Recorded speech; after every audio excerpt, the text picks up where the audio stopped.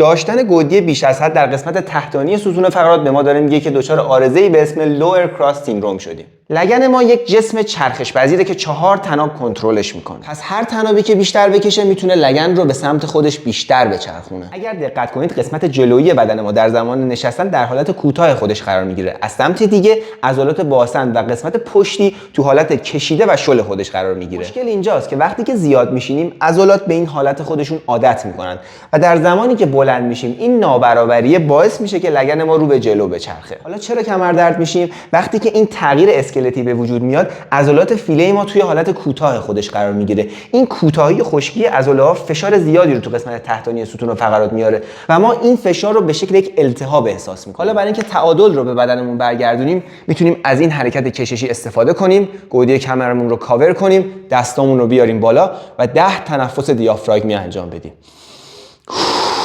با ما همراه باشید تا علاوه بر درمان عارضه‌های حرکتی در منزل اصولی ورزش کنید و از آسیب پیشگیری کنید.